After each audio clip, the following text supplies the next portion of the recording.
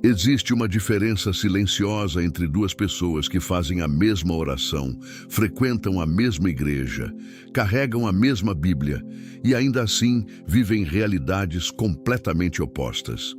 Uma caminha em favor, a outra caminha em círculos. E a pergunta que ninguém quer fazer em voz alta é essa: por quê? Porque há pessoas que oram e florescem, e pessoas que oram e continuam murchas. Porque há vidas que parecem ter acesso a algo que outras não conseguem alcançar, mesmo com toda a religiosidade visível. Não estou falando de sorte, não estou falando de talento. Estou falando de algo que a Bíblia chama com uma palavra que perdemos o hábito de levar a sério: temor. O temor do Senhor. Não o pavor paralisante, mas a reverência que reorganiza tudo. A forma como você acorda, como você decide, como você fala, como você espera. Essa reverência é a raiz. E tudo que cresce sem ela, eventualmente seca. O Salmo 112 começa com uma declaração que deveria nos parar. Bem-aventurado o homem que teme ao Senhor e que se deleita muito nos seus mandamentos. E então o texto desce como chuva sobre terra seca, descrevendo em detalhes o que acontece com esse homem. Sua descendência é poderosa, a riqueza em sua casa, sua justiça permanece para sempre. Ele não teme más notícias, seu coração está firme, confiante no Senhor. Isso não é promessa de teologia da prosperidade. Isso é a descrição de uma vida que foi construída sobre uma fundação que não cede. Mas preste atenção. O Salmo não começa com bem-aventurado o homem que trabalha muito, ou bem-aventurado o homem que tem os contatos certos, ou bem-aventurado o homem que nasceu no lugar certo. Começa com o temor. Começa com a postura interior. E essa postura, esse hábito de coração, é o que determina a trajetória de tudo o mais. Prosperidade duradoura. Essa combinação de palavras merece atenção. Duradoura, não passageira, não a onda que sobe e desce conforme o humor do mercado, o humor das pessoas ao seu redor, o humor da sua própria carne. Duradoura. A Bíblia não ignora a dimensão material da vida humana, ela a aborda com seriedade, mas sempre, sempre a ancora em algo que vai além do material. Sempre conecta o externo ao interno. O que você colhe lá fora revela o que você cultivou aqui dentro. E aqui começa o confronto real. Porque a maioria de nós foi ensinada a pedir prosperidade, mas não a cultivar os hábitos que a sustentam. Fomos ensinados a declarar, mas não a obedecer. Fomos ensinados a esperar a colheita sem aprender a semear. E o resultado é uma geração de crentes que tem muita fé no domingo e muito pouco fruto na segunda-feira. Você já parou para pensar em Elias?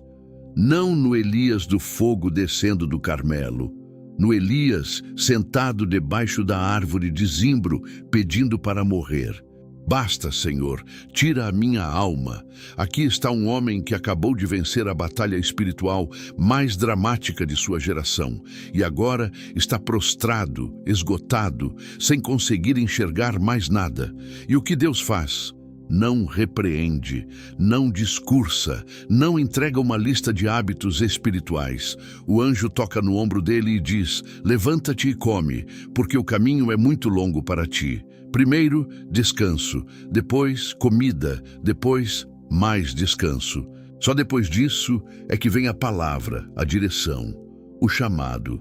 Por que isso importa para o nosso tema? Porque prosperidade duradoura não é construída por pessoas que nunca param.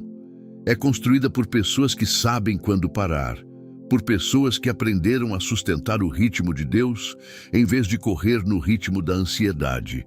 Elias estava tão acelerado pela pressão externa que esqueceu de cuidar do que estava dentro. E quando por dentro você entra em colapso, por fora não há vitória que segure. Esse é o padrão que queremos examinar juntos.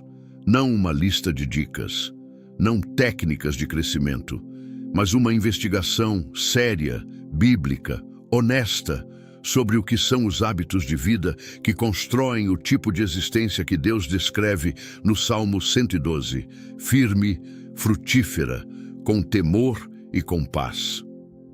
O primeiro desses hábitos começa onde tudo começa, na manhã.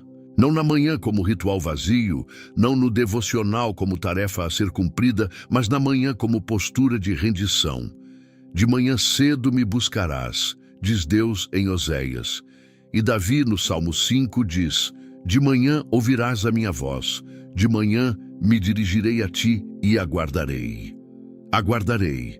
A palavra é ativa, intencional, carregada de expectativa. Não é um ritual automático. É uma decisão, antes de qualquer outra voz, antes do telefone, antes da ansiedade do dia, antes dos problemas que já estão esperando na porta. Primeiro, Deus. E isso parece simples, parece óbvio, mas pergunte a si mesmo, honestamente, o que você faz com os primeiros minutos da sua manhã? Não o que você deveria fazer. O que você faz? Para onde sua mente corre primeiro? Para as redes sociais, para as preocupações, para as mensagens que chegaram durante a noite? Porque os primeiros minutos da manhã revelam o centro gravitacional da sua vida. Revelam o que você realmente considera mais importante, mais urgente, mais necessário. Salomão não nasceu sábio.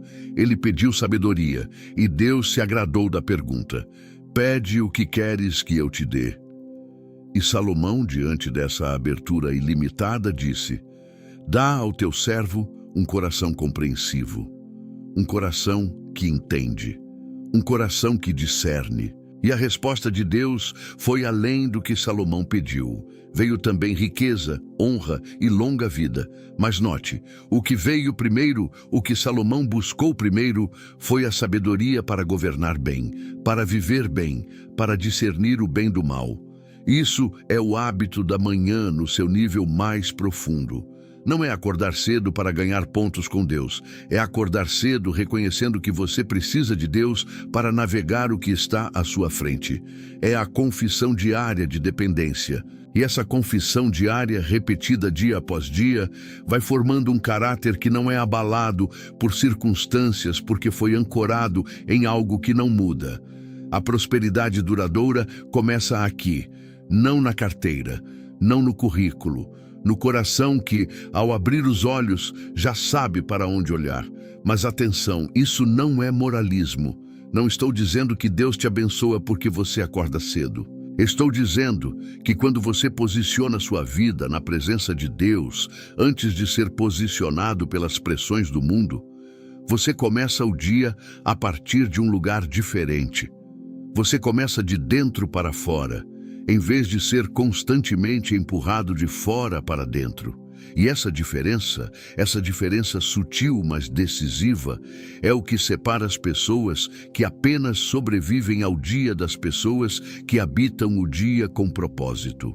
O hábito não cria a bênção automaticamente, mas prepara o solo onde a bênção pode crescer. E o que vem depois da manhã é tão importante quanto a manhã em si, porque o hábito da manhã, sem o hábito da obediência ao longo do dia, é apenas uma boa intenção que não vai longe. E é exatamente aí que a maioria para, na intenção, sem jamais cruzar para a prática. Há uma cena no livro de Neemias que pouca gente para examinar com calma. Neemias está em Susa, servindo como copeiro do rei mais poderoso da terra. Ele tem estabilidade, tem posição, tem segurança. E então chega a notícia: Jerusalém está em ruínas, os muros estão quebrados, os portões queimados, e o povo que sobrou está em grande aflição e opróbrio. E Neemias chora, jejua, ora, por dias. Antes de fazer qualquer coisa, ele fica diante de Deus. Preste atenção nesse intervalo. Entre a notícia e a ação, a oração. Entre a visão do problema e o movimento em direção à solução, a rendição. Esse intervalo, Esse espaço deliberado entre receber e reagir é onde o segundo hábito espiritual, que atrai prosperidade duradoura, começa a se formar. O hábito da oração que consulta antes de agir. Não a oração como ritual de abertura de reunião. Não a oração como protocolo religioso cumprido antes de já ter decidido o que fazer, mas a oração como o lugar real onde as decisões são tomadas, onde a estratégia é recebida, onde a direção emerge. Neemias não chegou ao rei com um plano improvisado. Quando o rei perguntou o que ele queria, Neemias tinha respostas claras, detalhadas, prontas, materiais necessários, rotas, cartas de autorização, prazos. Tudo isso nasceu no lugar secreto. A competência de Neemias foi formada na oração, não apesar dela. Você percebe o que isso diz sobre a natureza da oração genuína? Ela não é um escape da realidade. Ela é o lugar onde a realidade é vista com clareza. É o lugar onde você para de reagir ao que está ao seu redor e começa a responder ao que Deus está dizendo. E essa diferença entre reagir e responder é enorme. Quem reage é governado pelas circunstâncias. Quem responde é governado pela palavra. E aqui é onde a maioria de nós se perde. Porque vivemos numa cultura que premia a velocidade da reação, que confunde rapidez com eficiência, que interpreta a pausa como fraqueza. Então oramos pouco, decidimos rápido e depois pedimos que Deus abençoe o que decidimos sem consultá-lo. E quando a colheita não vem, ficamos confusos, porque esquecemos que plantamos no solo errado, na estação errada, com sementes que não eram as que Deus havia separado para nós. Pense em Abraão. Quando Deus lhe disse para sair de Ur dos Caldeus, o texto diz algo perturbador. Saiu sem saber para onde ia. Hebreus 11 apresenta isso como ato de fé. Mas note, Abraão não saiu sem saber quem o chamava. Ele não saiu sem ter ouvido. Ele saiu sem ter o mapa completo, mas com a voz do Senhor como bússola. A diferença entre fé e imprudência está exatamente aí.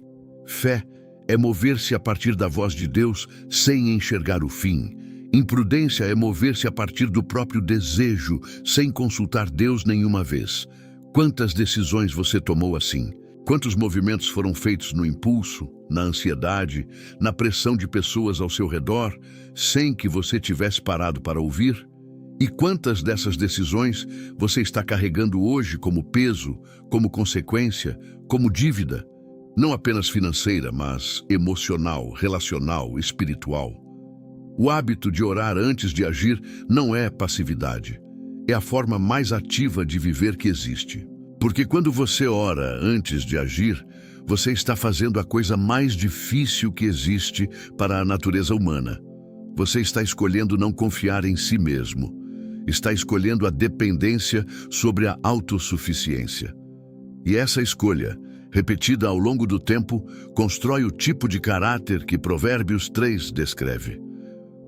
Confia no Senhor de todo o teu coração e não te estribes no teu próprio entendimento. Reconhece-o em todos os teus caminhos, e ele endireitará as tuas veredas. Endireitará. Não, possivelmente ajustará. Não, tentará corrigir. Endireitará. É promessa com peso, mas a condição é clara. Reconhecê-lo em todos os caminhos. Não nos caminhos grandes, os que parecem espirituais. Em todos. No caminho da decisão profissional, no caminho da escolha financeira, no caminho do relacionamento que está nascendo ou do que está morrendo, no caminho da resposta que você vai dar ao seu filho quando ele te confrontar. Em todos. Aqui entra uma história que raramente é usada nesse contexto, a da mulher que perdeu uma moeda. Lucas 15. Jesus conta essa parábola entre a do filho pródigo e a da ovelha perdida, e ela quase passa despercebida. Uma mulher perde uma moeda, acende uma luz, varre a casa com cuidado, procura até achar e, quando acha, convoca as vizinhas para celebrar. O que Jesus está dizendo com isso? que a busca intencional, metódica, persistente, a busca que acende a luz antes de agir, que prepara o ambiente antes de procurar, é o padrão do reino. Você não acha o que Deus tem para você por acidente. Você acha porque buscou com intenção. E a oração que consulta antes de agir é essa luz acesa, é essa varredura cuidadosa do ambiente da sua vida. É esse posicionamento que cria as condições para que o que estava perdido seja encontrado. Mas há um obstáculo que precisa ser nomeado aqui: o orgulho intelectual. A crença de que você já sabe, que sua experiência é suficiente, que você já viu esse tipo de situação antes e sabe como lidar. É exatamente esse orgulho que levou Saul a oferecer o sacrifício ele mesmo, sem esperar Samuel. Ele sabia que era errado, mas a pressão era grande, o povo estava dispersando, o inimigo estava próximo, e ele achou que entendia o suficiente para agir. E essa única decisão custou-lhe o reino. O que está em jogo nas suas decisões não consultadas pode não parecer tão dramático quanto o reino de Saul.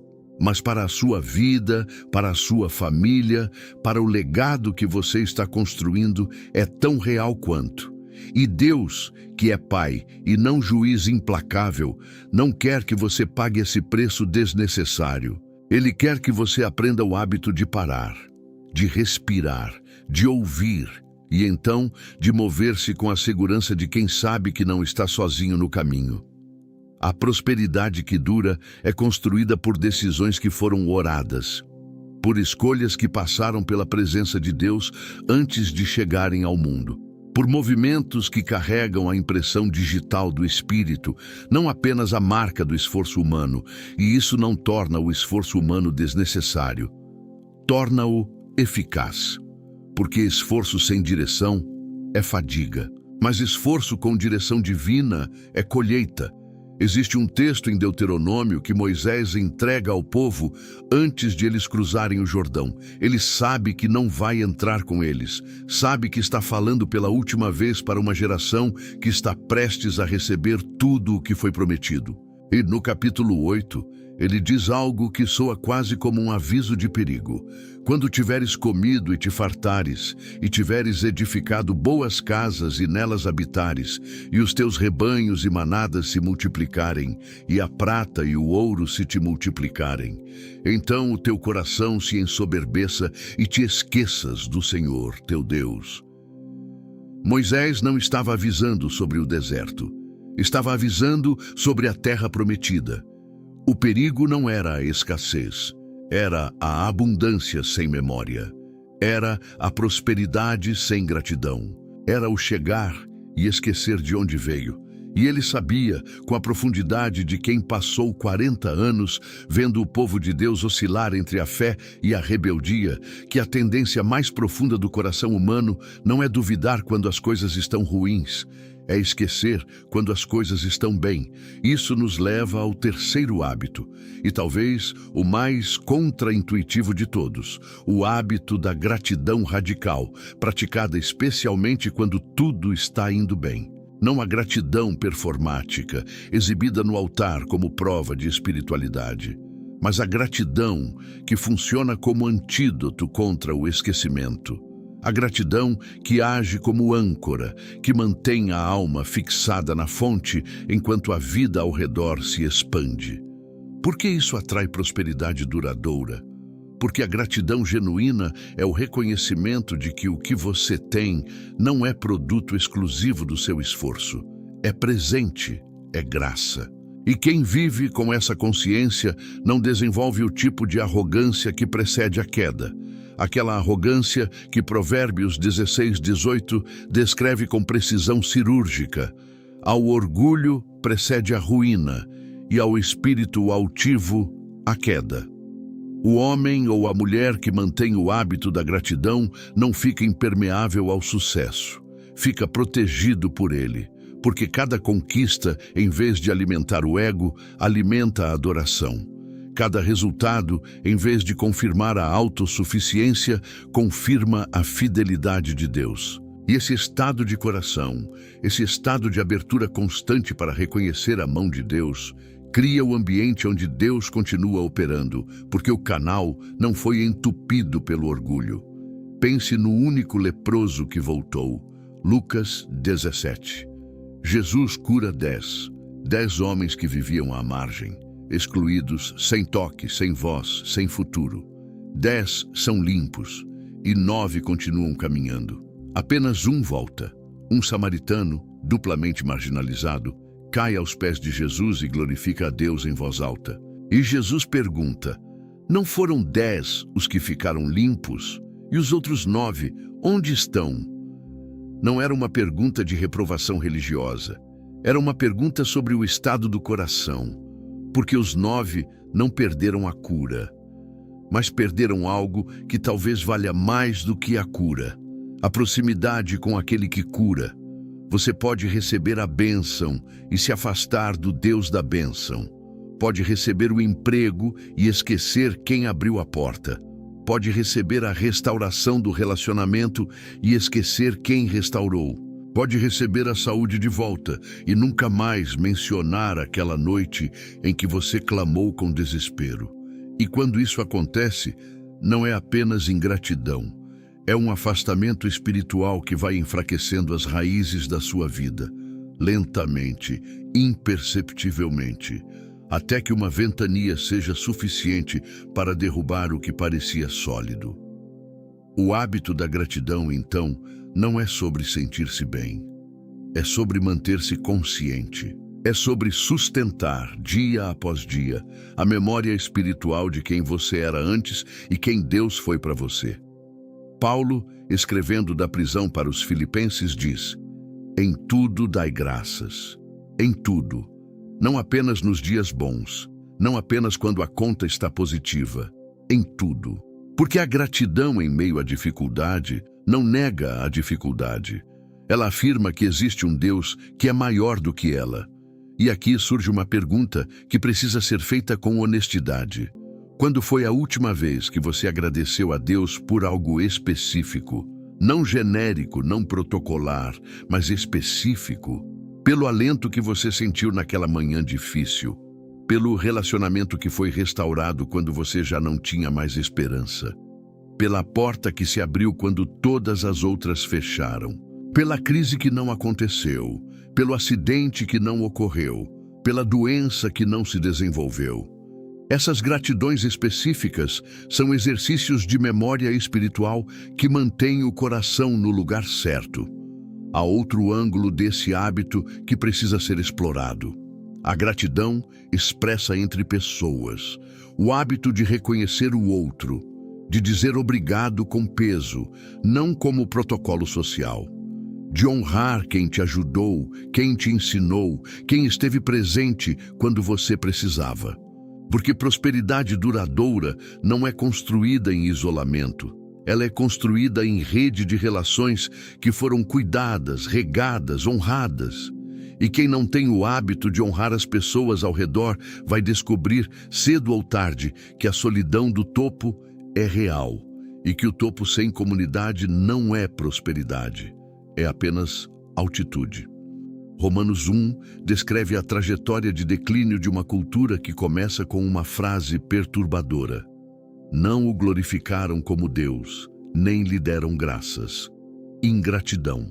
Esse é o ponto de partida da deterioração. Não o pecado mais visível, não o crime mais dramático, a ingratidão. Porque quem para de ser grato começa a ocupar o lugar de Deus em sua própria vida. Começa a agir como se tudo que tem fosse mérito próprio, como se não precisasse de ninguém, como se a reverência fosse desnecessária. E quando esse ponto é alcançado, o que se perde não é apenas a bênção, perde-se a capacidade de receber mais. Porque a mão que estava aberta para receber se fechou em torno do que já tem, convicta de que é suficiente, de que não precisa mais. E Deus, que é generoso por natureza, não força sua generosidade em mãos fechadas.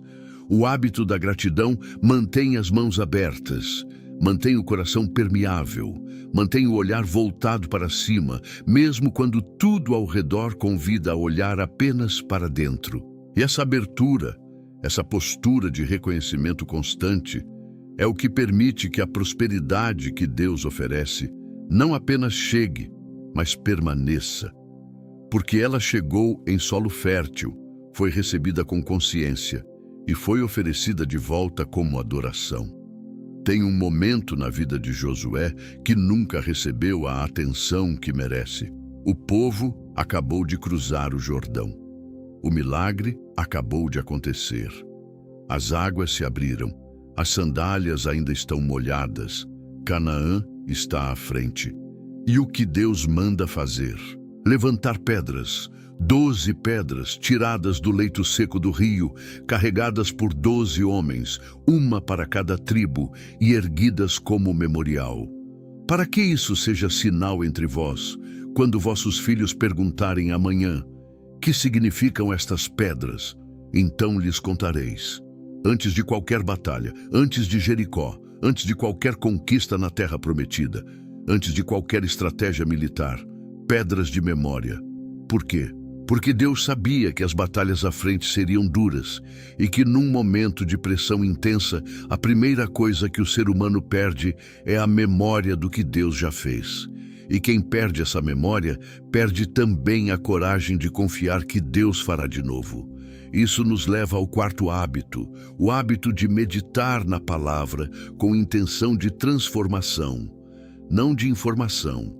Não ler a Bíblia para saber mais, ler a Bíblia para ser diferente. Meditar para que aquilo que está escrito vá descendo, camada por camada, até chegar nas raízes das decisões, das reações, dos medos, dos desejos. Josué 1:8. Não se aparte da tua boca o livro desta lei. Antes medita nele dia e noite, para que tenhas cuidado de fazer conforme tudo quanto nele está escrito. Porque então farás prosperar o teu caminho e serás bem-sucedido. A palavra hebraica usada aqui para meditar, haga, não significa sentar em silêncio com os olhos fechados. Significa murmurar, ruminar, repetir em voz baixa, como o animal que mastiga o que já comeu, extraindo nutrição que não estava disponível na primeira passagem.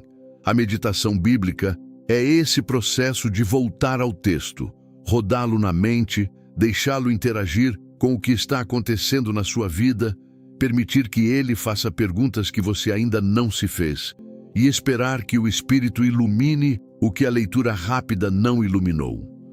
E o resultado prometido é direto: farás prosperar o teu caminho. Não, talvez Deus prospere. Não, há uma chance de prosperidade.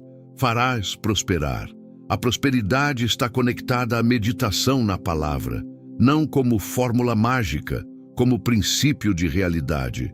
Porque quando a palavra de Deus vai formando a mente começa a tomar decisões alinhadas com os princípios do reino. E decisões alinhadas com os princípios do reino produzem resultados que seguem a lógica do reino. Mas aqui precisamos ser honestos sobre o que acontece na prática. A maioria das pessoas lê a Bíblia da mesma forma que lê notícias, para consumir conteúdo. Abre, lê, fecha. A informação entra, mas não transforma. E o dia continua exatamente igual ao dia anterior, porque a palavra foi processada pela mente, mas não foi permitido que ela alcançasse o coração, a vontade, as emoções. Ficou na superfície, bonita talvez, inspiradora às vezes, mas sem poder transformador real. O apóstolo Tiago usa uma imagem desconcertante para isso. Se alguém é ouvinte da palavra e não praticante, esse é semelhante ao homem que contempla num espelho o seu rosto natural, pois contemplou a si mesmo, saiu e logo se esqueceu de como era. A Bíblia como espelho, mas um espelho que você olha e sai sem nada mudar.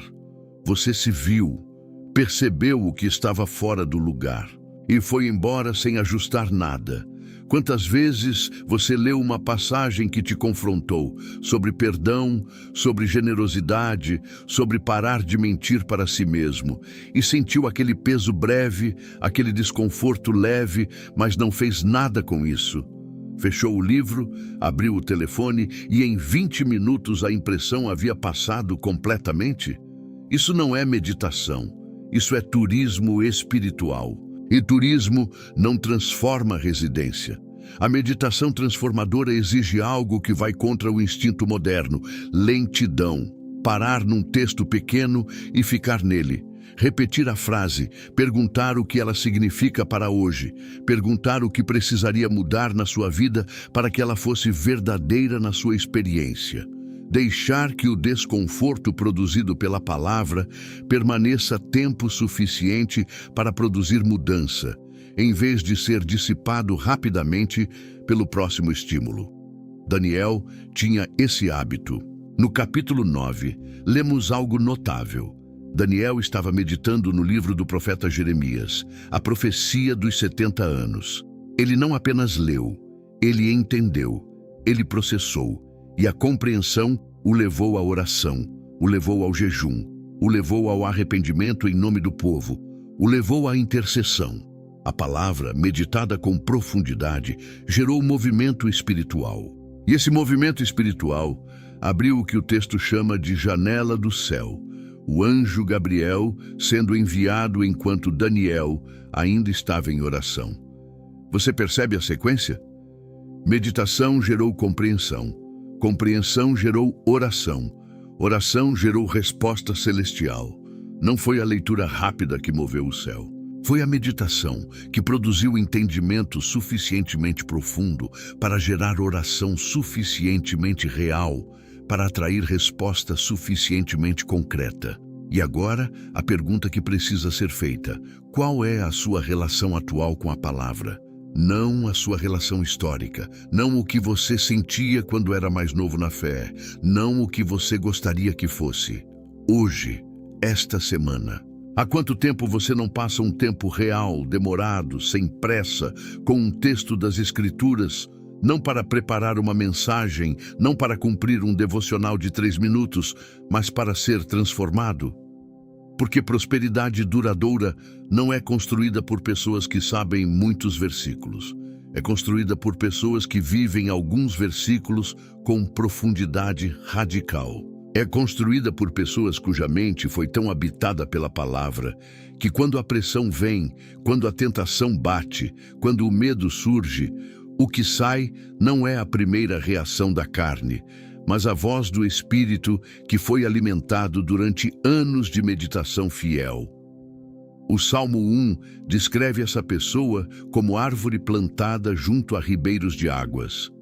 Não árvore que cresce perto da água por coincidência. Plantada, intencionalmente posicionada. E essa árvore dá fruto no seu tempo. Sua folha não murcha, não porque as estações são sempre favoráveis, mas porque o sistema de raízes é profundo o suficiente para sustentar a vida independentemente do clima externo. Você quer prosperidade que não dependa do clima externo? Aprofunde as raízes, e as raízes se aprofundam na meditação, não no volume de leitura, na profundidade do encontro. Há uma cena no livro de Malaquias que a maioria das pessoas conhece pela metade. O versículo sobre o dízimo, trazei todos os dízimos à casa do tesouro, é citado com frequência, às vezes com peso de obrigação, às vezes com tom de cobrança. Mas o versículo que vem depois raramente recebe a mesma atenção. E provai-me nisso, diz o Senhor dos Exércitos, se eu não vos abrir as janelas dos céus e não derramar sobre vós uma bênção sem medida. Provai-me. É a única vez na Bíblia inteira em que Deus usa essa linguagem, em que Ele coloca sua própria fidelidade à prova e convida o ser humano a testá-la. E o contexto é a generosidade, não a fé abstrata, não a devoção emocional. A generosidade concreta, material, verificável. O ato de abrir a mão e soltar o que está dentro dela. Esse é o quinto hábito. A generosidade como estilo de vida. não como ato isolado de benevolência eventual, mas como postura permanente de quem entende que tudo que tem foi recebido e que manter a mão aberta é a única forma de continuar recebendo. E antes que alguém pense que isso é apenas sobre dinheiro, precisamos entender que a Bíblia nunca trata generosidade como categoria financeira exclusiva. Lucas 21 nos traz a viúva que lança 2 pequenas moedas. Jesus chama os discípulos e diz que ela deu mais do que todos os ricos, porque os ricos deram do que lhes sobrava, e ela deu do que precisava para viver. A generosidade que atrai prosperidade duradoura não é medida pelo volume do que é dado, é medida pela postura do coração que dá, é medida pelo que aquele ato revela sobre em quem você confia, porque dar do que sobra não revela nada sobre fé. Revela apenas que você é generoso quando é fácil, mas dar do que você precisaria para si mesmo, isso revela que você acredita de verdade que Deus é sua fonte, não o seu salário, não sua reserva, não sua capacidade de produzir. Deus. E essa crença, expressa na generosidade, cria um tipo de circulação espiritual que vai além da lógica econômica. Paulo, em 2 Coríntios 9, descreve esse princípio com uma imagem agrícola. O que semeia pouco, pouco também ceifará. E o que semeia com fartura também ceifará. E então ele acrescenta algo sobre o estado do coração. Cada um contribua segundo determinou em seu coração, não com tristeza nem por necessidade, pois Deus ama o doador alegre. O doador alegre, não o doador obediente a contragosto, não o doador que calcula e suspira, o doador que abre a mão com alegria porque sabe que o que está dando retorna multiplicado, não necessariamente no mesmo formato, não necessariamente na mesma moeda, mas retorna. E aqui precisamos confrontar uma tensão real que existe nas nossas igrejas. Há pessoas que dão por obrigação, porque temem a maldição do capítulo de Malaquias, porque se sentem culpadas se não derem. E há pessoas que não dão por nada, porque desconfiam das motivações de quem pede, porque tiveram experiências ruins, porque simplesmente nunca desenvolveram esse músculo espiritual. E ambos os grupos estão perdendo algo. Quem dá por medo não experimenta a alegria da generosidade. Quem não dá por desconfiança não experimenta a fidelidade de Deus como provedor. E o ponto que Paulo e Malaquias e Jesus estão tocando não é sobre o dinheiro em si, é sobre o estado de coração que o ato de dar revela e forma. Pense em Zaqueu. Quando o encontro com Jesus acontece, não uma pregação longa, não um tratado teológico, apenas um convite para jantar. Algo quebra dentro dele. E a expressão mais imediata dessa quebra é generosidade radical. Senhor, a metade dos meus bens darei aos pobres, e se em alguma coisa tenho defraudado alguém, restituirei 4 vezes mais. Jesus não pediu isso, não cobrou. Zaqueu simplesmente entrou em contato com a presença de Jesus, e a resposta natural, espontânea, irresistível, foi abrir a mão. Isso é o que a generosidade genuína se parece. Não é resultado de pressão externa, é resultado de transformação interna. E quando a generosidade nasce desse lugar, do coração que foi tocado, não da carteira que foi cobrada, ela sustenta, ela cria hábito, ela vai construindo, ao longo dos anos, um caráter que não garra, que não retém, que não vive com as mãos fechadas sobre o que tem. E esse caráter atrai prosperidade por uma razão simples. Quem não consegue soltar o que tem, não consegue receber o que vem. A mão fechada não pode ser preenchida. E a vida vivida com a lógica de escassez, de que não há suficiente, de que preciso guardar tudo, de que soltar é perder, é uma vida que vai se contraindo, que vai diminuindo de dentro para fora, mesmo que externamente pareça que está crescendo.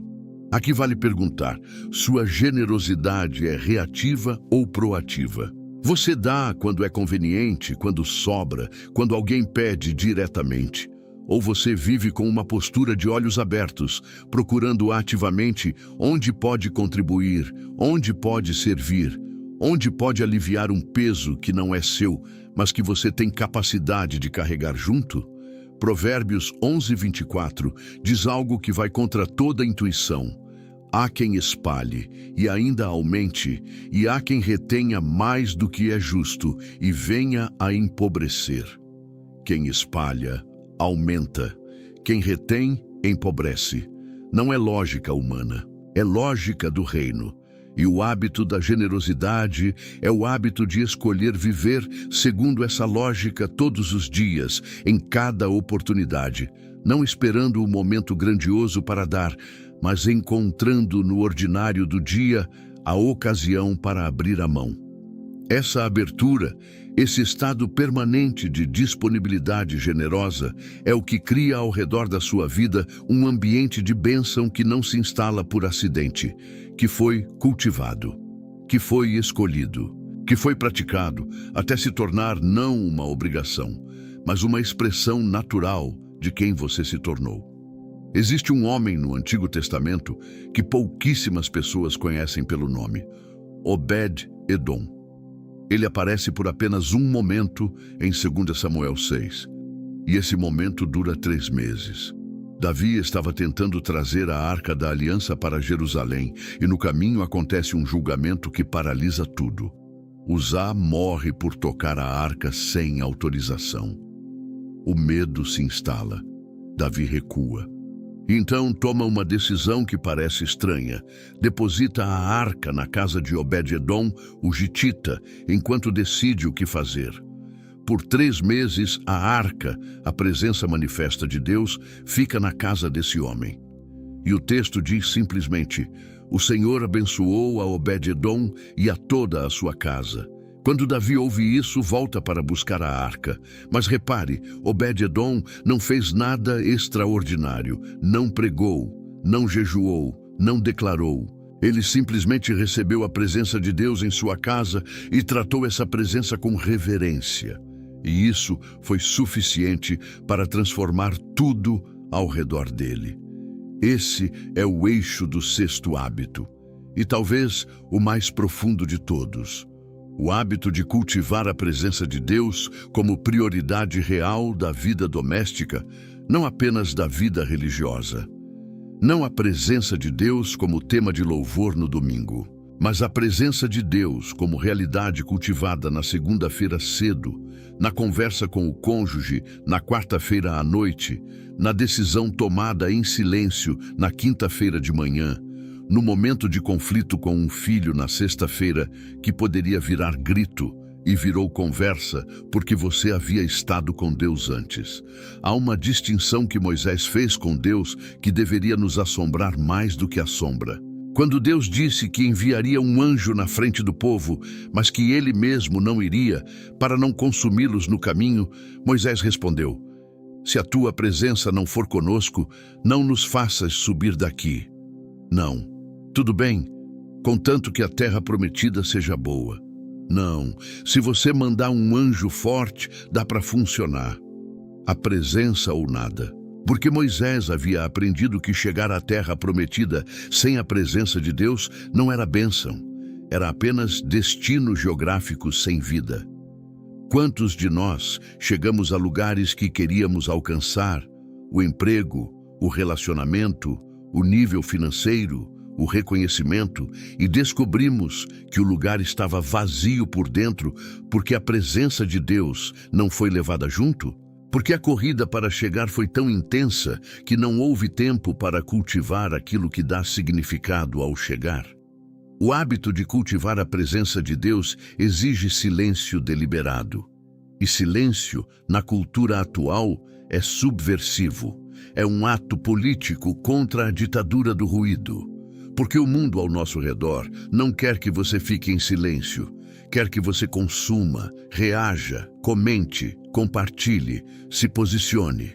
E nesse fluxo contínuo de estímulos, a voz suave e delicada que Elias ouviu na caverna, não no vento, não no terremoto, não no fogo, mas num silêncio quase imperceptível, essa voz se torna inaudível. Aquietai-vos e sabei que eu sou Deus. O verbo hebraico usado aqui, rafá, significa soltar, largar, parar de se agarrar. Sabeis que sou Deus não é uma instrução para acumular mais conhecimento teológico. É uma instrução para parar de se agarrar ao controle e deixar que a realidade de Deus ocupe o espaço que você estava tentando preencher com sua própria força. E quando esse espaço é ocupado, quando a presença de Deus encontra um coração que a buscou, que a fez prioridade, que abriu lugar para ela na rotina, o que acontece não é um show espiritual, é algo mais silencioso e mais poderoso, transformação de caráter.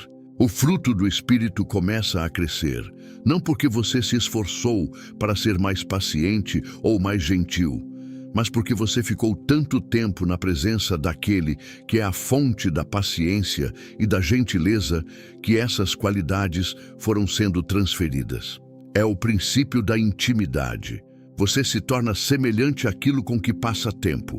Se você passa tempo com ansiedade, alimentando pensamentos ansiosos, consumindo conteúdo que amplifica o medo, você se torna uma pessoa ansiosa.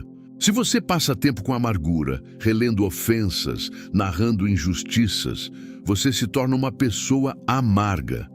E se você passa tempo deliberado, consistente, real, com a presença de Deus, você começa a exalar o caráter de Deus. Não como performance, como consequência natural do contato prolongado. Paulo descreve isso em 2 Coríntios 3.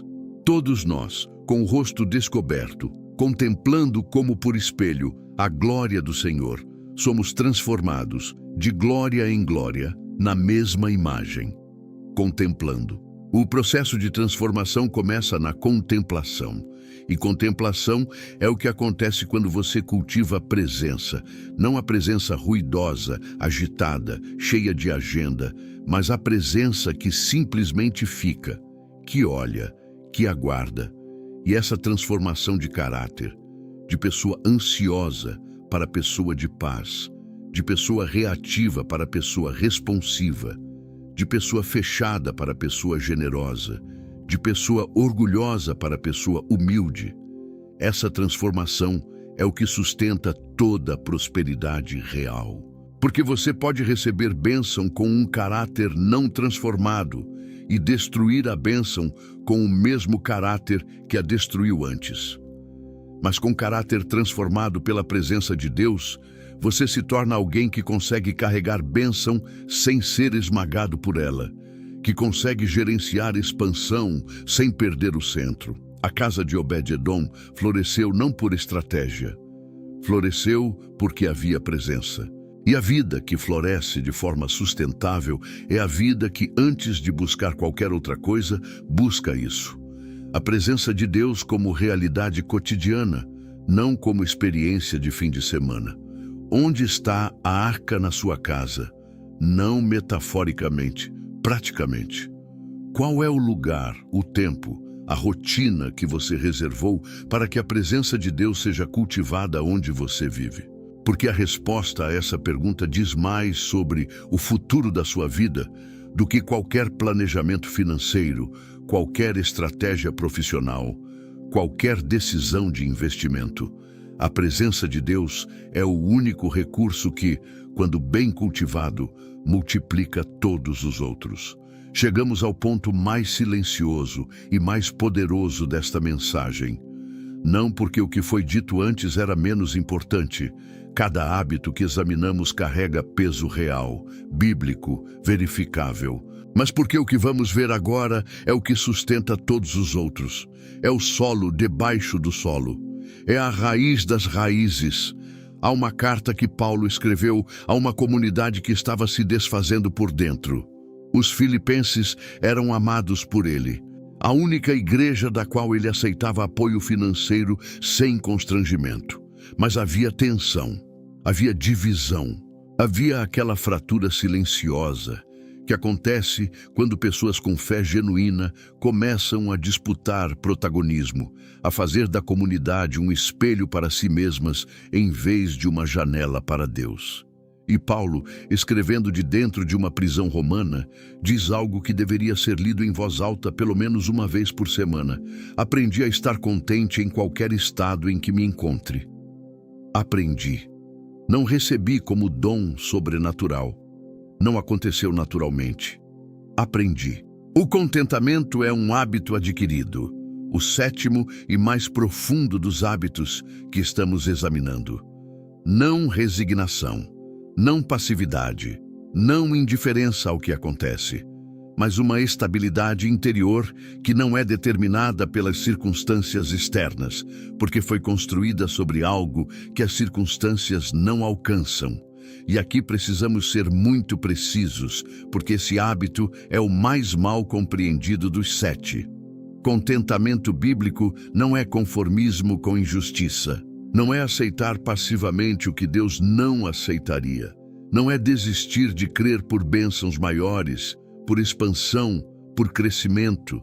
É a capacidade de não ser governado pelas circunstâncias enquanto você trabalha, ora e crê por transformação nelas. A diferença entre quem tem esse hábito e quem não tem se torna visível no momento de espera. Porque todo projeto, toda visão, toda promessa de Deus passa por uma estação de espera antes da manifestação. E é nessa estação que o caráter é revelado. É nessa estação que aparecem as raízes reais. O que você de verdade acredita sobre Deus, sobre si mesmo, sobre o que você merece, sobre o que Deus deve a você. Pense em José dentro do poço, depois na casa de Potifar, depois na prisão. 13 anos de circunstâncias que contradiziam completamente a visão que Deus havia dado a ele aos 17 anos. 13 anos sem evidência de que o sonho ainda estava vivo. Em nenhum momento o texto registra José questionando a fidelidade de Deus, amargurando-se, rebelando-se, parando de servir. Em cada contexto, no poço, na casa, na prisão, ele continuou sendo quem era. Continuou servindo com excelência, continuou com integridade, mesmo quando a integridade não foi recompensada imediatamente. Por quê?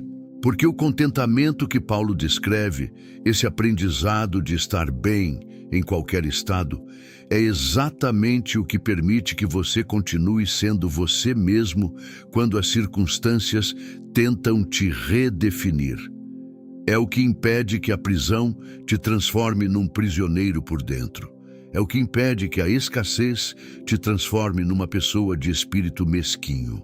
É o que impede que a espera te transforme numa pessoa amarga, que perdeu a capacidade de esperar. E agora, a pergunta que confronta diretamente: o que as suas circunstâncias atuais estão fazendo com você por dentro? Não o que estão fazendo com sua conta bancária, com sua agenda, com sua rotina. O que estão fazendo com você?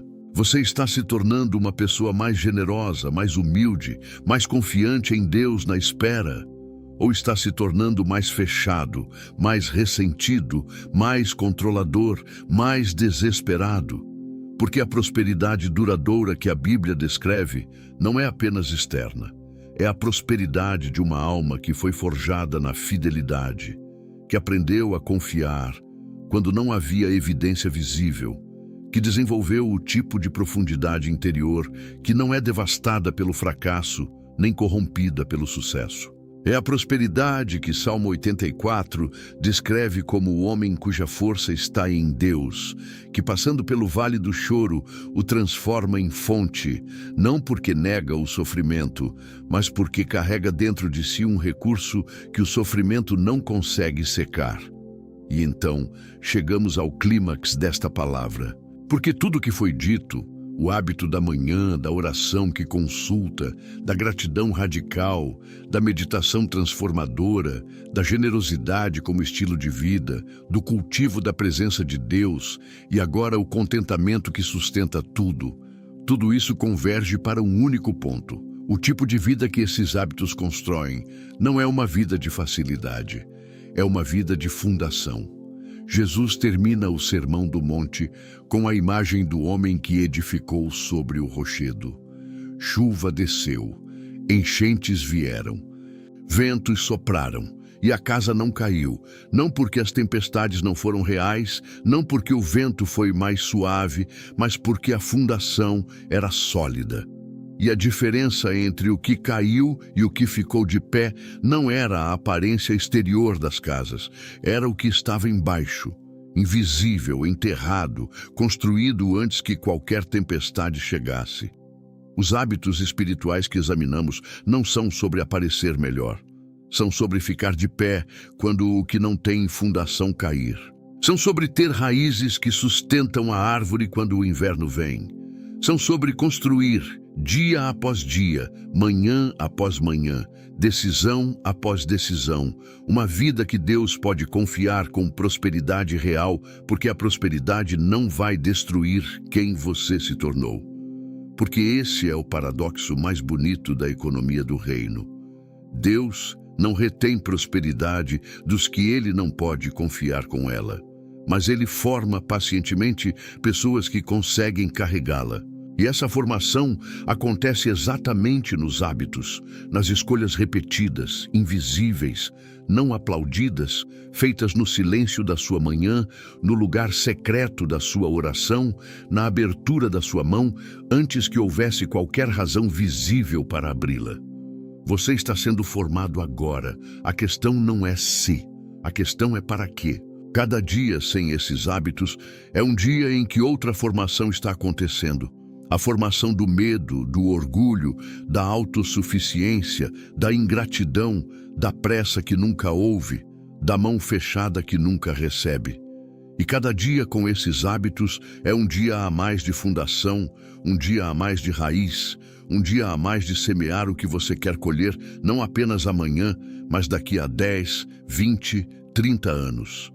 Isso é para você hoje, não para quem você era há 5 anos, não para quem você pretende ser no futuro. Para você agora, com a vida que você tem, com as circunstâncias que você está carregando, com as feridas que ainda doem e as esperanças que ainda resistem. Deus não está esperando que você chegue a um nível mais alto de espiritualidade para começar a trabalhar com você. Ele está trabalhando agora. A pergunta é se você vai cooperar, se vai dizer sim ao processo de formação, sim ao hábito que parece pequeno, mas que é semente de colheita real. E esse sim não precisa ser grandioso. Não precisa de aplausos, não precisa de plateia. Pode ser o sim silencioso de amanhã de manhã, quando o despertador tocar e você decidir, antes do telefone, antes da ansiedade, antes de qualquer outra voz, que o primeiro movimento do seu dia será em direção a Deus. Pode ser o sim da generosidade que você pratica hoje com o que você tem, sem esperar ter mais. Pode ser o sim da gratidão que você escolhe agora, mesmo que as circunstâncias ainda não justifiquem comemorações. Esses sims constroem vidas. Esses sims constroem famílias. Esses sims constroem legados que atravessam gerações. O Senhor disse a Josué: "Não te mandei eu? Sê forte e corajoso. Não temas, nem te espantes, porque o Senhor teu Deus é contigo por onde quer que andares." Não era a ausência de obstáculos que garantia a vitória de Josué. Era a presença de Deus no meio dos obstáculos. E essa presença, cultivada, buscada, honrada nos hábitos diários, é a única garantia real de prosperidade que não passa, que não envergonha, que não seca quando o inverno vem. Vai e constrói sobre o rochedo, não sobre a emoção do momento, não sobre a palavra que te empolgou hoje, sobre o hábito diário de obedecer, de buscar, de soltar, de meditar, de agradecer, de ficar quieto o suficiente para ouvir.